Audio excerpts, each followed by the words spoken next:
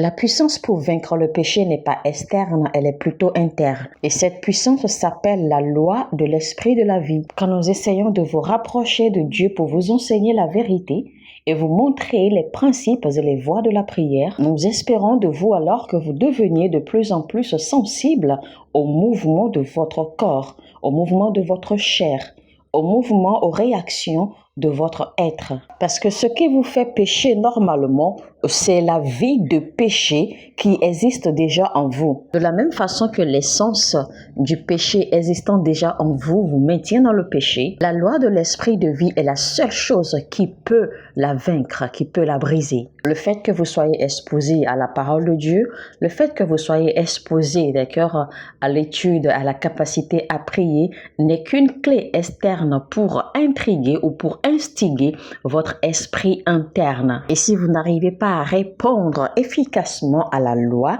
de l'esprit de vie, vous n'allez jamais pouvoir vaincre le péché. De la même façon que vous regardez la pornographie, et la pornographie va instiguer le désir sexuel qui est déjà en vous. Parce que si vous n'aviez pas déjà le désir sexuel qui repose, qui sommeillait à l'intérieur de vous, peu importe la façon dont vous regardez la pornographie n'arriverait jamais à l'instiguer, à le réveiller. La simple raison pour laquelle vous succombez à la tentation après avoir regardé la pornographie, c'est parce que le désir sexuel est déjà existant. Il est déjà là à l'intérieur de vous. Et donc, le fait que vous regardiez la pornographie ne fait que l'instiguer, ne fait que le réveiller. Et c'est ainsi que de la même façon, la prière, le jeûne, l'étude de la parole de Dieu va instiguer l'esprit de vie qui se trouve à l'intérieur de vous. Et c'est comme cela quand vous allez rencontrer certaines personnes, différentes personnes, peut-être une d'entre elles d'accord est soumise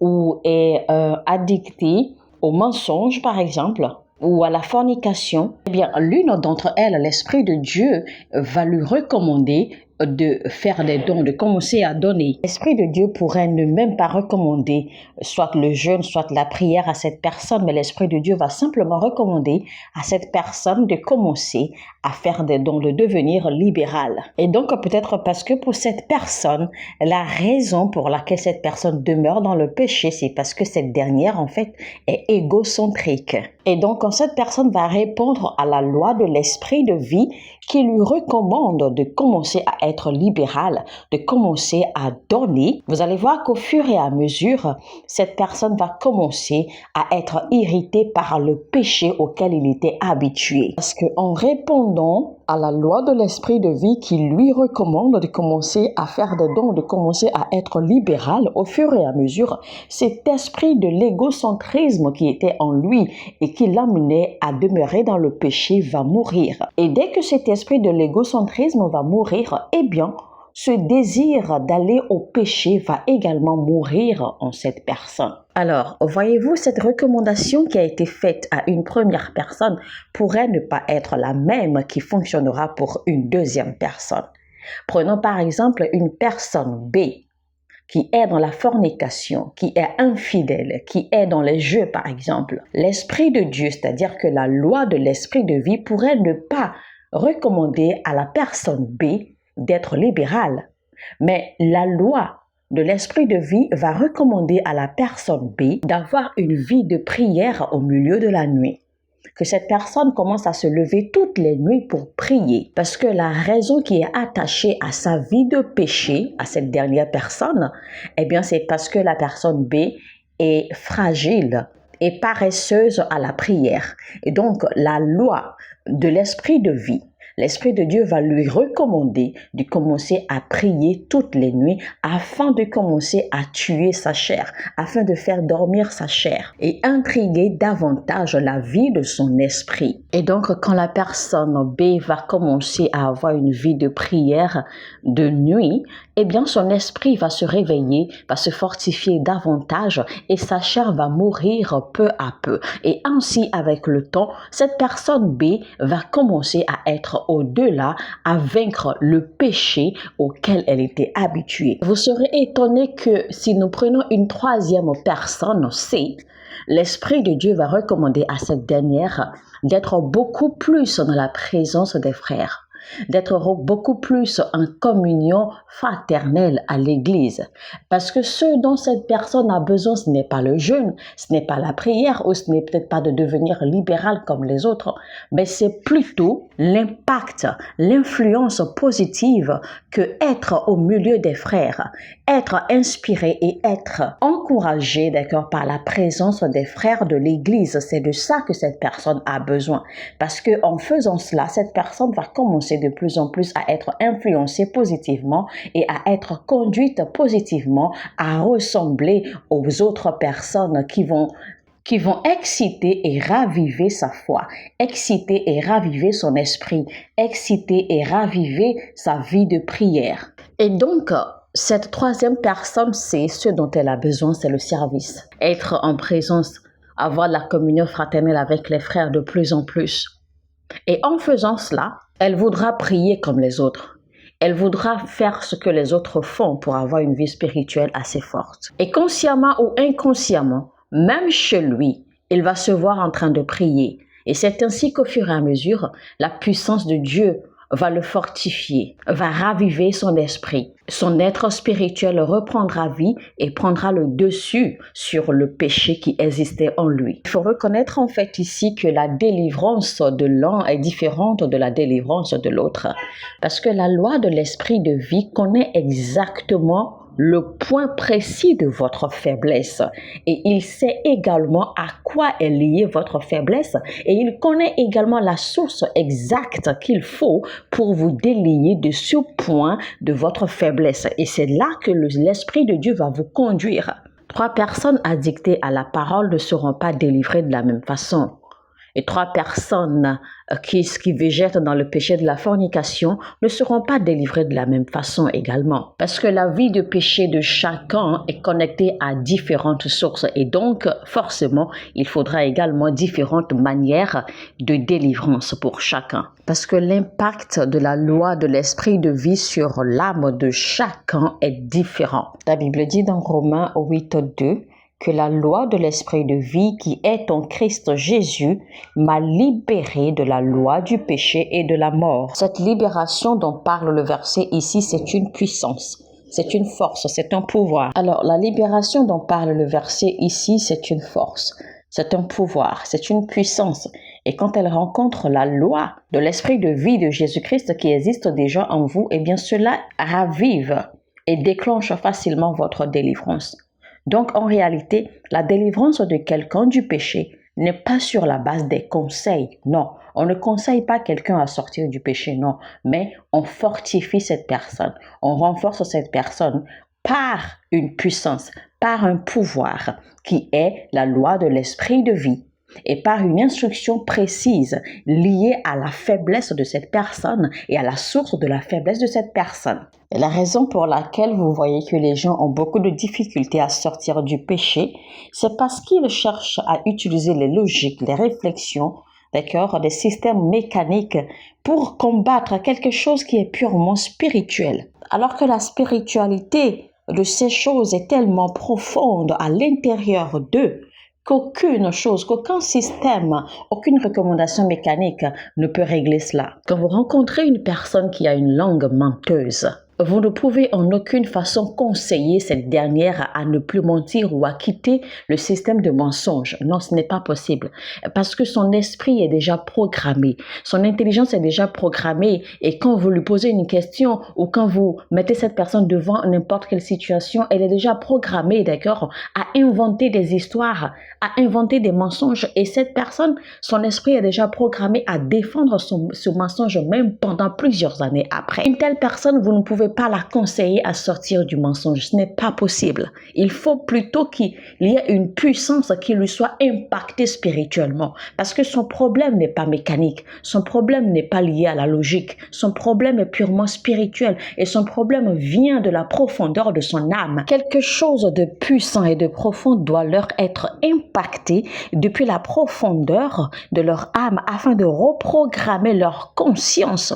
Et cette chose n'est rien d'autre que la loi de l'esprit de vie qui se trouve déjà à l'intérieur d'eux. Comment imaginez-vous que vous pouvez parler et conseiller quelqu'un qui a déjà l'habitude de forniquer pratiquement chaque semaine?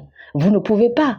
Parce que même si vous pensiez avoir délivré cette personne, avoir chassé un démon ou un esprit, ça ne marchera pas parce que son sens est déjà programmé ainsi. Les hormones de cette personne sont déjà sécrétées déjà depuis son esprit. Donc peu importe ce que vous faites, cette personne ne pourra pas résister à la fornication. Et donc il faut forcément une puissance au-dessus de cette personne pour pouvoir en fait la contraindre, pour pouvoir la surpasser. Parce que le système de cette personne, les glandes de cette personne, les nerfs de cette personne, d'accord, ont déjà été entraînés à fonctionner de cette façon-là. Donc, peu importe ce que vous faites. Donc, il faut une puissance maintenant pour aller à la racine, à la profondeur et reprogrammer le système corporel, le système sanguin, le système humain de cette personne à un nouveau fonctionnement. Et cette puissance ne sera déclenchée que quand la loi de l'esprit de vie qui se trouve à l'intérieur de cette personne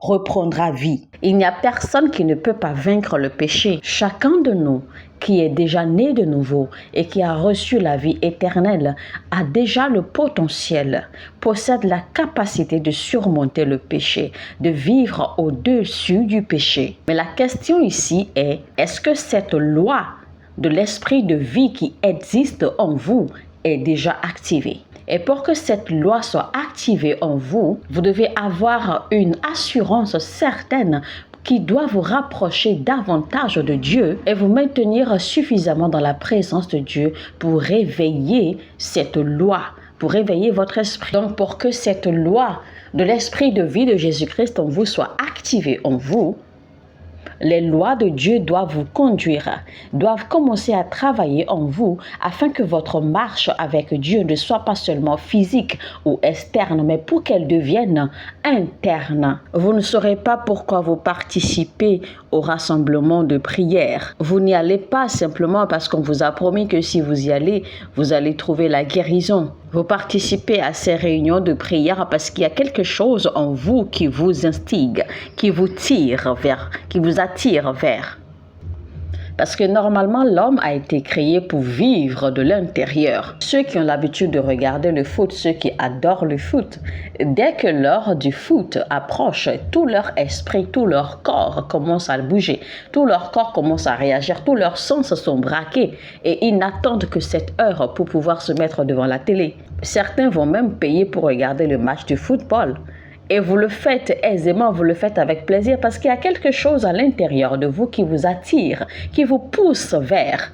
Et tant que vous n'êtes pas devant cette télé, tant que vous n'allez pas au stade pour regarder ce match de football, vous n'êtes pas encore tranquille. Alors c'est comme ça, de la même façon quand vous entrez dans une relation d'amour, dans une relation intime avec Jésus-Christ, quelque chose va commencer à vous instiguer, quelque chose va commencer à vous attirer.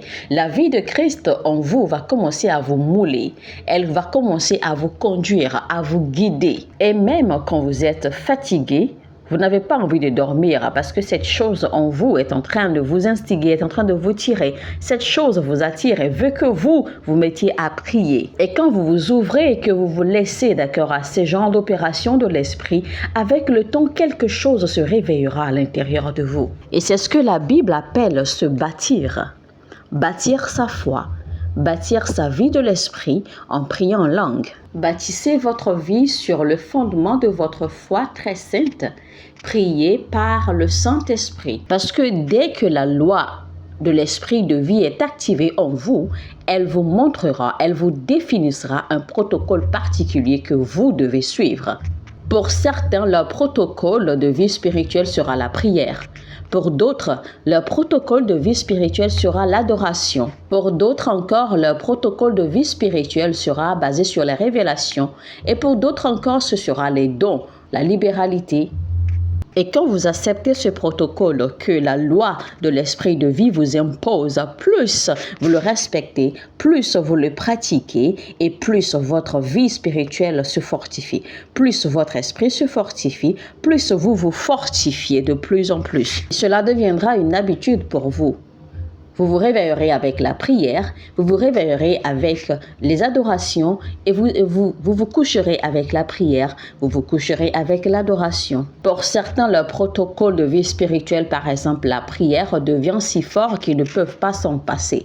Peu importe où ils sont, partout où ils ont simplement le désir de prier. Peu importe ce qu'ils font, leur langue ne fait que se délier. Leur langue ne peut pas rester tranquille sans prier. Parce que ce désir, ce protocole devient même plus fort que l'air qu'ils respirent. Et si vous ne vivez pas de cette façon, de façon spirituelle, vous n'allez jamais pouvoir surmonter les péchés. Vous n'allez jamais pouvoir vaincre les péchés parce que le péché est spirituel. Le péché est organique et la seule façon de vaincre le péché, c'est de retrouver cette chose organique, cette chose spirituelle qui se trouve à l'intérieur de vous et l'activer. La première chose que Dieu m'a faite et qui a commencé à briser le pouvoir du péché sur ma vie, eh bien, c'était à travers les musiques d'adoration surtout. Et attention, pas tous les sons, pas toutes les musiques d'adoration. C'était plutôt en fait les musiques d'adoration qui avaient l'air tristes, qui pouvaient toucher l'âme, qui pouvaient toucher l'esprit, qui pouvaient emporter l'esprit de quelqu'un, qui pouvaient vous emporter dans les profondeurs de l'âme. Quand j'écoutais un son, une adoration qui reflète la tristesse, cela pouvait toucher mon âme si facilement et cela pouvait m'emporter, drainer mon esprit dans les profondeurs de l'esprit. Et c'est pour cela que j'adore les chants d'adoration sud-africains. Surtout quand ces chants révèlent quelque chose comme de la tristesse. Cela est si pénétrant, si lourd, si intense. Je pouvais passer des heures et des heures à répéter un même chant jusqu'à ce que ce chant pénètre la profondeur de mon âme, jusqu'à ce que ce chant me fasse entrer dans les profondeurs. Parfois même pendant que je suis en train de répéter ces chants, je suis tellement émue que je coule des larmes parce que je suis emportée dans les profondeurs du règne spirituel. Et quand j'en ressors comme un lion enragé. Parce que écouter ces chants régulièrement provoquait quelque chose de spirituel à l'intérieur de moi. Ces chants réveillaient la profondeur de mon esprit. Et c'est pour cela que je n'écoute pas toutes les musiques. Je n'écoute pas et je ne chante pas tous les chants d'adoration. Parce qu'il y en a quand je l'écoute. Il y a des chants d'adoration qui sont bien adaptés à mon âme, à l'état de mon esprit, tel que Dieu l'a dessiné, tel que Dieu l'a fait. Ça, c'est ma cure personnelle, spirituelle. Parce que ces chants, en fait, sont pour moi, ils sont tirés de la profondeur.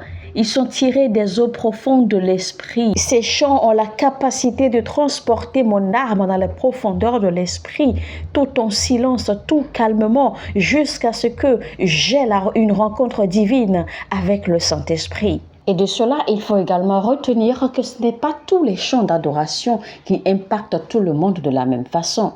Parfois, il y a des chants d'adoration que vous allez écouter et vous n'allez forcément pas être emporté ou impacté par tout le chant, mais peut-être par une seule partie. Une séquence du chant pourrait toucher votre esprit. C'est pour cela que vous avez également besoin d'être très très sensible quand il s'agit de bâtir votre vie spirituelle sur les choses que vous recevez, sur les choses que vous entendez, même sur les messages que vous recevez et que vous entendez.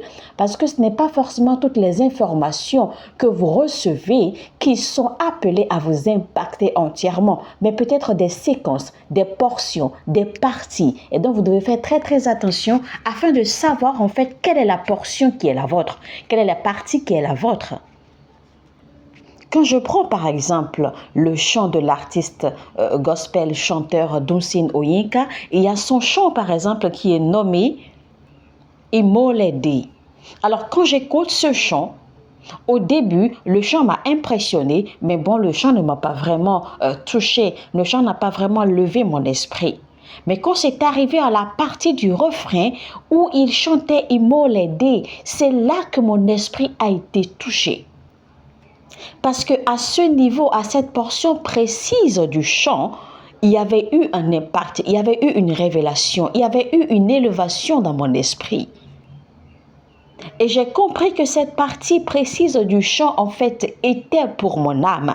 Et donc, c'était la seule partie précisément du chant qui emporte mon âme régulièrement. Parce que c'est là que moi, j'y ai trouvé mon essence. C'est là que mon âme a trouvé son essence.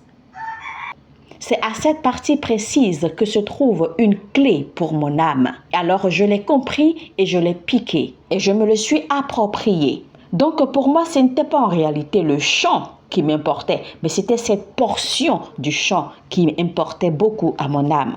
De la même façon, il y a certains d'entre vous qui écoutent ce message, c'est seulement certaines fréquences, certaines dimensions de prière très très élevées qui arrivent à éveiller votre esprit. Et donc, vous êtes au milieu de gens qui prient lentement, même s'ils prient en langue, n'importe comment, vous n'êtes pas impacté. Votre esprit ne s'élève pas jusqu'à ce que vous allez entendre un son, peut-être la voix de quelqu'un qui entre dans une dimension supérieure de parler en langue.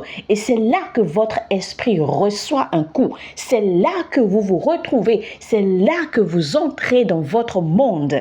C'est seulement là que votre esprit se réveille et vous entraîne maintenant dans la prière. Alors, mon conseil rapide pour vous, c'est que chaque fois que vous tombez sur ces gens de parler en langue qui inspirent, qui réveillent votre être intérieur, eh bien, prenez le temps de les couper, rassemblez-les quelque part et travaillez toujours avec. Je vous donne le même conseil concernant des chants d'adoration ou les chants de louange qui inspirent, qui relèvent votre âme et qui relèvent votre esprit. Prenez l'habitude de les prendre, de les sélectionner et de les mettre ensemble et de toujours fonctionner avec. C'est une réalité spirituelle que l'on ne peut pas enseigner. Vous avez forcément besoin de l'expérimenter vous-même. Vous avez donc besoin d'un véhicule spirituel qui pourrait vous transporter dans ce règne. Et quand vous arrivez à repérer les choses qui vous transportent dans ce règne spirituel, eh bien demeurez là, n'en sortez pas, ne vous déconnectez pas. Vous savez, il y a certains d'entre vous qui écoutent ce message à l'instant même. Ce serait uniquement le fait d'entendre ou d'écouter et de prier de façon perpétuelle toute votre vie en langue qui pourra vous aider à surmonter et à vivre au-delà du péché. Parce que la loi de l'esprit de vie qui se trouve en vous fonctionne à travers ce véhicule. D'autres encore, ce sera de façon particulière certains sons, certaines musiques d'adoration qui sont faites pour intriguer, pour élever votre esprit et votre âme. Et donc, vous avez le devoir, d'accord, de les rassembler et de travailler toujours avec. Tout ceci est un mystère, mais c'est une réalité dans le spirituel. Vous savez, quand vous arrivez à ce point de réalisation, vous allez même sélectionner vos amis en fonction de tout ceci, en fonction de votre réalité spirituelle. Parce que vous allez toujours vouloir vous connecter à des personnes qui vont inciter, qui vont apporter en plus à votre vie spirituelle. Vous allez toujours vouloir être autour d'eux, vous allez toujours vouloir les entendre vous parler parce que leurs paroles ne sont plus pour vous des paroles physiques, mais leurs paroles vous transfèrent quelque chose. Vous savez, il y a 3 réalités qui descendent sur un homme qui connaît Dieu. Il y a certains hommes, quand ils parlent, ils communiquent la vie, la présence de Dieu, parce que la voix de Dieu, c'est la présence de Dieu. Il y a d'autres hommes, quand ils parlent, ils communiquent le feu de Dieu, parce que la voix de Dieu, c'est le feu. Et ce feu, quand vous écoutez ces hommes, ce feu transperce votre âme. Il y a certains hommes, quand ils parlent, ils communiquent les profondeurs des eaux divines. Et donc, la raison pour laquelle vous vous attachez à ces gens, vous aimez les écouter, ce n'est pas seulement parce que vous les aimez, que vous les appréciez, mais parce que votre vie spirituelle et votre destin, l'élévation de votre vie, de votre esprit, de votre âme, dépend de leur chant, dépend de leur voix, dépend de leurs enseignements, dépend de ce qu'ils communiquent. Vous en arriverez au point où vous allez sélectionner vos amis sur la base de comment ils sont alignés à la loi de l'esprit de vie qui se trouve à l'intérieur de vous. Je ne connais pas ce qui aiguise la profondeur de votre esprit. Si vous avez envie de vivre au-dessus du péché, après avoir réalisé le pardon de Dieu, vous allez chercher à vivre là où se trouve cette chose qui aiguise et qui ravive la profondeur de vos eaux spirituelles. L'homme qui ne marche pas selon les conseils des méchants, qui ne va pas se tenir sur le chemin des pécheurs, qui ne s'assied pas en compagnie des moqueurs, mais que toute sa joie, il la met dans la loi de l'Éternel, qu'il médite jour et nuit. Il prospère comme un arbre planté près d'un courant d'eau. Il donne toujours son fruit. Lorsqu'on revient à la saison, Son feuillage est toujours vert et tout ce qu'il fait lui réussit. Beaucoup d'entre vous, vous succombez au péché. Vous retombez toujours dans le péché parce que vous n'êtes pas planté parce que vous n'êtes pas planté près d'un courant d'eau des vives eaux. Vous savez qu'il y a un chant ou une prière qui aiguise, qui réveille habituellement votre esprit, qui réveille votre âme. Mais vous ne cultivez pas l'habitude de toujours écouter ce chant ou cette prière. Vous l'écoutez qu'une fois en passant. Et chaque fois que vous l'écoutez, que votre esprit, votre âme s'éveille, vous abandonnez. Alors dans le temps, votre âme s'assèche et dès que la sécheresse s'installe, le péché se réveille à nouveau et le péché se manifeste à nouveau.